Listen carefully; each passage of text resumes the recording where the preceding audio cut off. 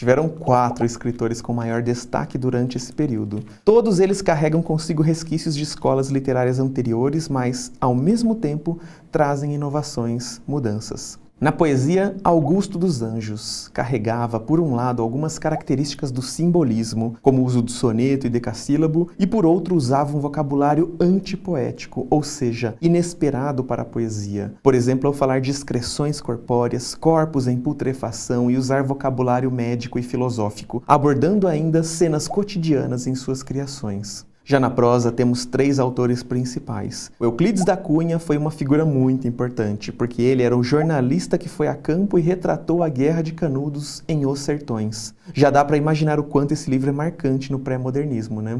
Apesar do autor trazer influências do determinismo e uma linguagem rebuscada e barroca, ele inovou ao fazer uma denúncia social sobre o sertão, apresentando outra perspectiva sobre a miséria que assolava a região. Outra personalidade literária relevante no pré-modernismo foi Monteiro Lobato, mas não por causa do Sítio do Pica-Pau Amarelo, não. Foi devido ao seu personagem Jeca Tatu, o caipira preguiçoso, em que o autor procurava retratar o atraso e abandono do Vale do Paraíba e, ao mesmo tempo, denunciar os problemas da vida no interior paulista, utilizando uma narrativa descritiva realista que, como vocês já imaginam, ele trouxe do realismo. Por último, mas não menos importante, vamos falar sobre Lima Barreto, o autor mais crítico do pré-modernismo. Utilizando uma linguagem despojada e coloquial, o que lhe rendeu muitas críticas por parte dos intelectuais da época, mas também o aproximou das experimentações modernistas, as obras de Lima Barreto falavam sobretudo da realidade urbana e periférica, realizando uma denúncia dos preconceitos raciais e sociais vigentes no Brasil pós-abolição e proclamação da República. Me chamo Lohana dos Santos e estudo na escola Prefeito Mendes de Moraes. Hoje eu vou falar sobre o pré-modernismo.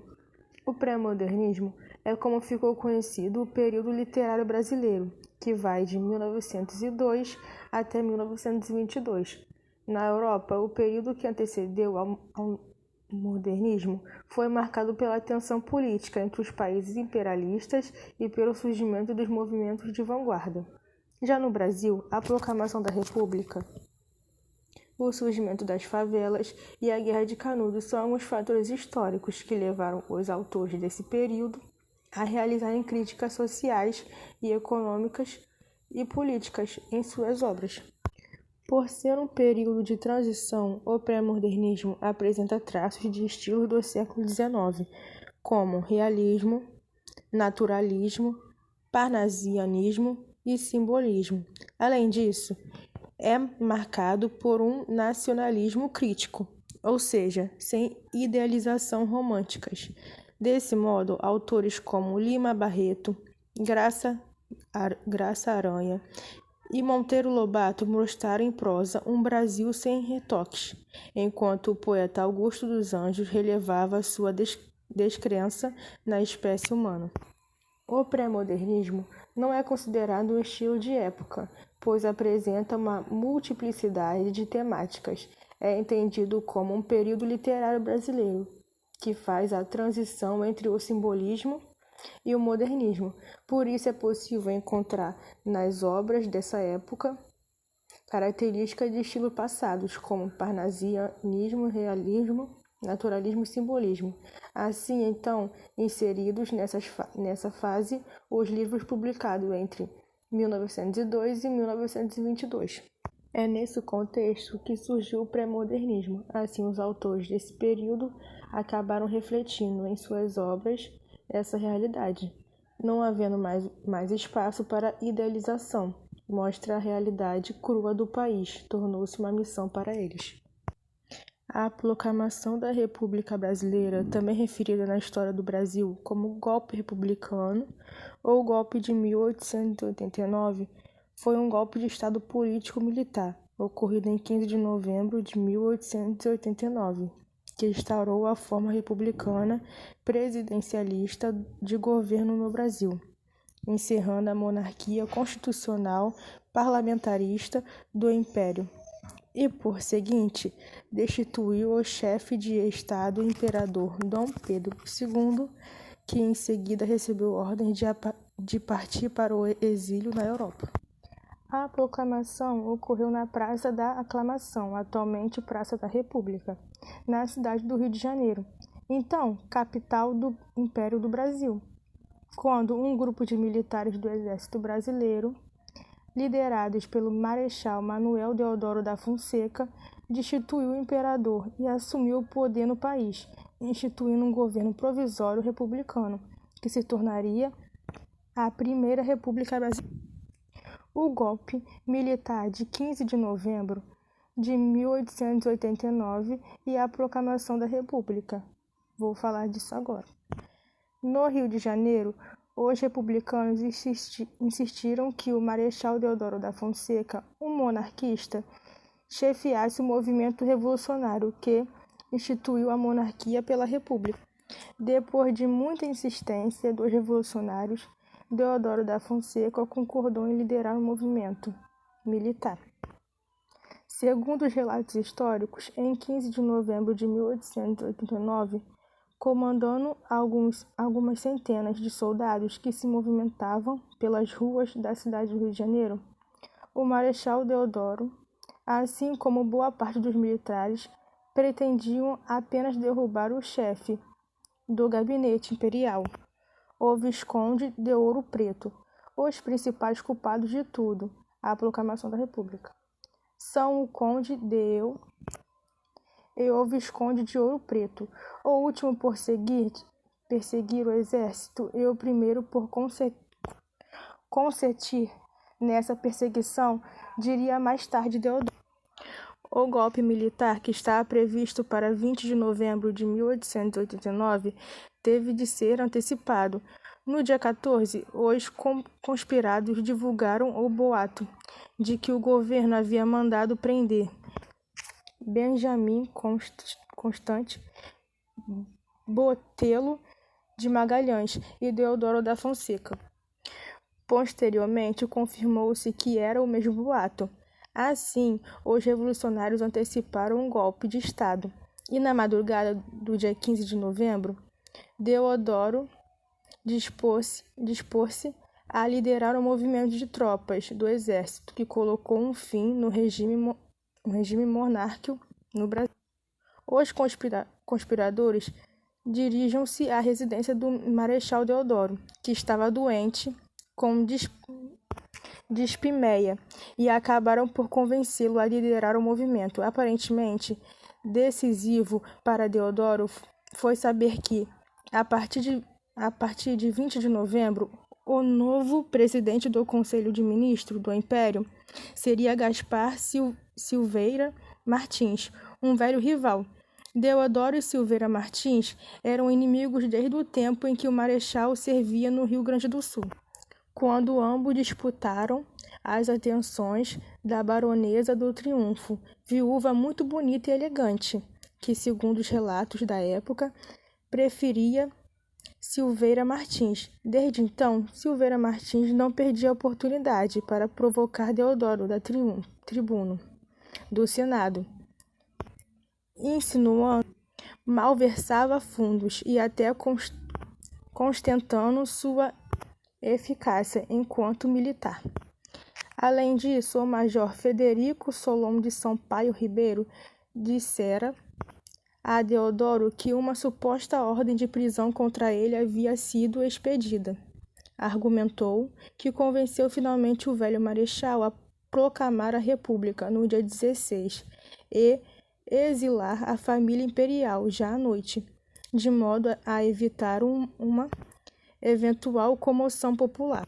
Convencido de que seria preso pelo governo imperial, Deodoro saiu de sua residência ao amanhecer do dia 15 de novembro, atravessou o Campo de Santana e, do outro lado do parque, conclamou os soldados do batalhão ali aquartelado, onde se localiza o Palácio Duque de Caxias, e se rebelaram contra o governo, oferecendo um cavalo a marechal, que nele montou, e, segundo testemunhas, tirou o chapéu e proclamou "Viva a República!".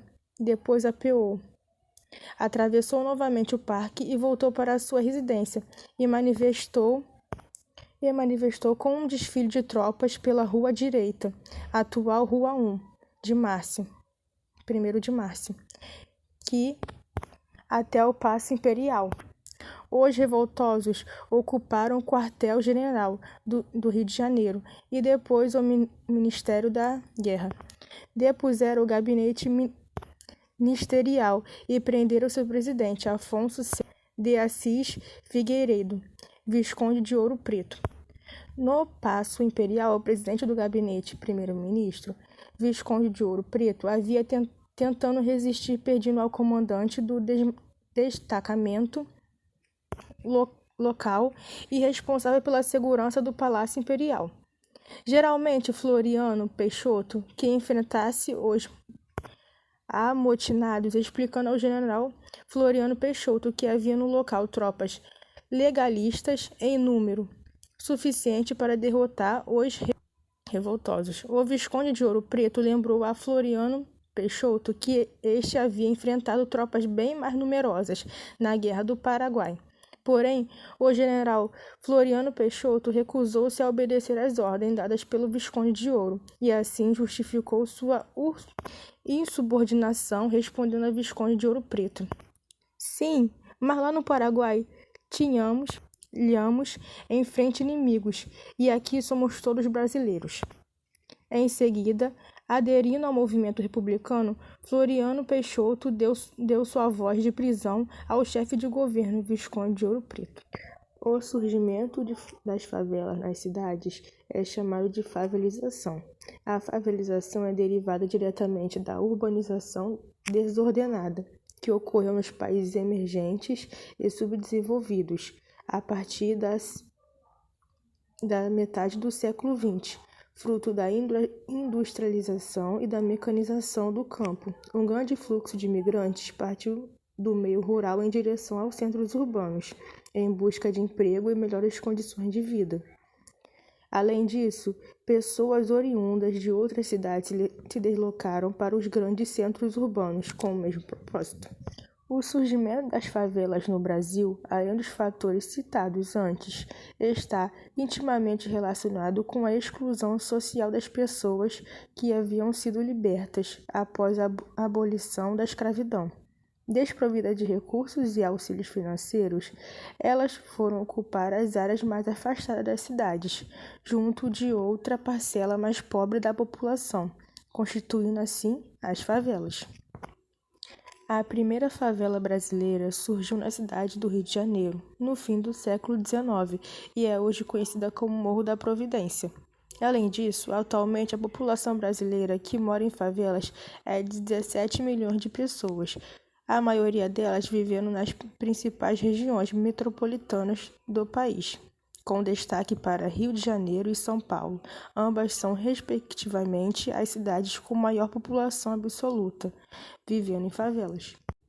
A Guerra de Canudos, ou Campanha de Canudos, foi um conflito armado que envolveu o exército brasileiro e membros da comunidade socio-religiosa, liderada por Antônio Conselheiro, em Canudos, no interior do estado da Bahia. Os confrontos ocorreram entre 1896 e 1897, com a destruição da comunidade e a morte da maior parte dos 25 mil habitantes de Canudos.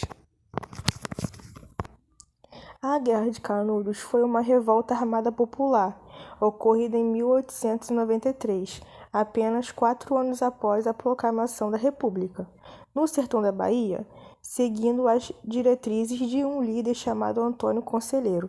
Essa revolta foi caracterizada por ser composta por milhares de pessoas de baixa renda, as quais criaram meios para construir sua própria comunidade e fugir da exploração e da pobreza. O sertão nordestino naquela época era composta basicamente por latifúndios, grandes demarcações de terras, improdutivos, comunidades pobres, misérias e grande parte da população desempregada.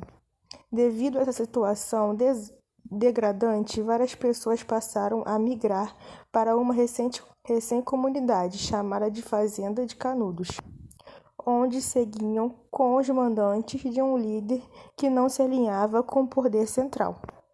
Por se tratar de uma proposta de comunidade autossuficiente e que dava a oportunidade para as pessoas fugirem da miséria. Canudos foi atraindo cada vez mais sertanejos, o que naturalmente despertou a atenção, fúria dos governos republicanos. Incomodados com o surgimento de uma sociedade paralela, os republicanos começaram a enviar tropas para a fazenda Canudos, com o objetivo de estabelecer a ordem local, dando início assim à Guerra dos Canudos. É movimento literário que começou lá em 1922, mas o seu final é meio incerto. Alguns pesquisadores falam que acabou em 1960, outros em 1980, e tem aqueles que acreditam que o modernismo, de alguma forma, nunca chegou ao fim.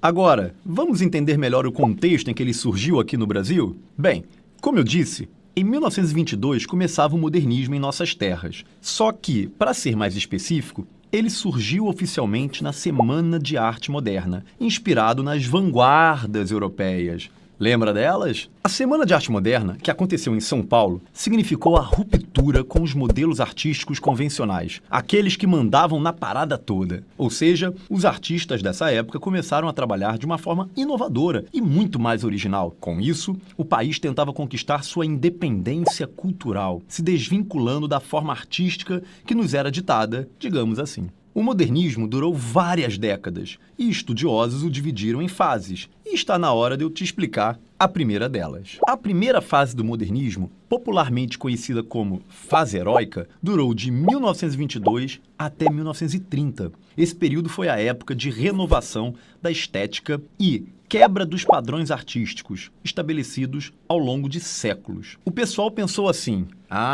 acho que a gente precisa dar uma repaginada na nossa arte. Por que vamos ficar seguindo essas coisas lá de fora? Bora fazer do nosso jeitinho. Com isso, os artistas começaram a defender uma maior liberdade formal e passaram a valorizar as temáticas cotidianas. Mas espera aí que ainda não acabou. Essa fase foi cheia de novidades. Surgiram manifestos modernistas, como o Manifesto da Poesia Pau-Brasil e o Movimento Antropófago, para apresentar ao país esse novo estilo de arte. E se por acaso te perguntarem quais foram os principais autores desta fase, nem pense duas vezes. Pode falar: Mário de Andrade, Oswald de Andrade e Manuel Bandeira. Beleza? Por último e não menos importante, a revista Claxon se destacou. Ela trazia mensalmente todas as informações sobre essa nova onda artística que chegava com tudo. Já saquei tudo dessa primeira fase, professor, mas e a segunda? Tô querendo saber. É dela que vamos falar agora. A segunda fase do modernismo aconteceu entre 1930 e 1945. Nesse momento, todos os princípios elaborados na primeira fase já estavam consolidados nesse novo molde de arte no Brasil. Vamos analisar o contexto em que a segunda fase aconteceu? 1930 até 1945, te lembra alguma coisa? Eu sei que você prestou atenção nas aulas de história. Deixa o Peli ficar sabendo que você não lembra. Essa etapa aconteceu durante a Era Vargas e logo no fim da política do café com leite. Aquele acordo lá que determinava que os presidentes da República ficavam revezando entre políticos de São Paulo e Minas Gerais. Refresquei a sua memória? A segunda fase também aconteceu na época da Segunda Guerra Mundial, que rolou de 39 até 45. Por isso, muitos poemas abordaram os efeitos desse evento sobre o homem da época. Já contextualizados, podemos entender melhor como essa fase se manifestava. Na prova, a geração de 30, como era chamada, mostrava a realidade cotidiana de algumas regiões do país, principalmente o Nordeste, apresentando seus problemas sociais. É claro que não podemos esquecer dos principais nomes que estamparam essa fase: Graciliano Ramos e Jorge Amado na prosa, e Carlos Drummond de Andrade, Vinícius de Moraes e Cecília Meirelles na poesia. Já sabe, né? Se cair um desses incríveis autores, você vai na hora sacar que estamos falando da segunda parte do modernismo, marcada por um acentuado engajamento político e social por parte dos artistas. Espero que tudo esteja esclarecido até aqui, porque passaremos agora para a terceira fase, hoje mais conhecida como pós-modernismo. Respira fundo que está acabando. Lembra que falamos lá no início do vídeo que havia uma polêmica em torno desta última fase?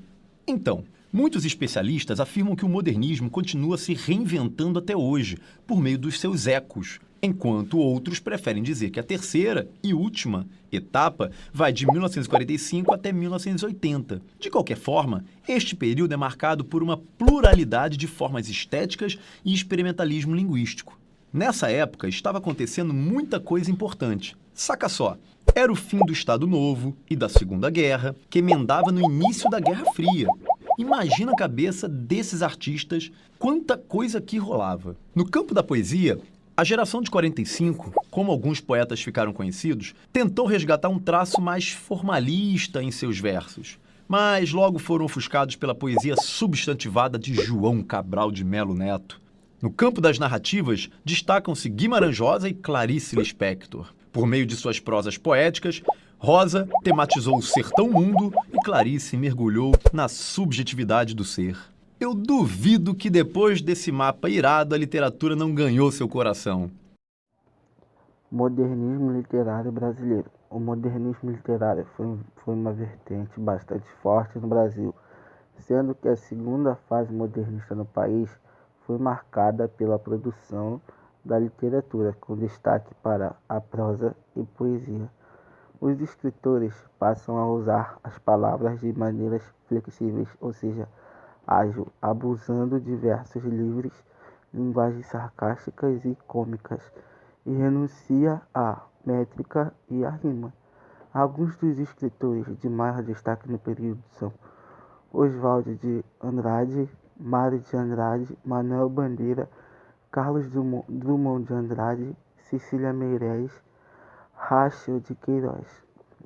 A partir de 1945, surge um novo movimento na literatura do país, com a terceira fase do modernismo, na qual os escritores buscavam integrar novamente recursos formais com características intimistas, ou seja, íntimas, regionalistas e urbanas. Os representantes dessa fase são considerados também como neoparnasianos.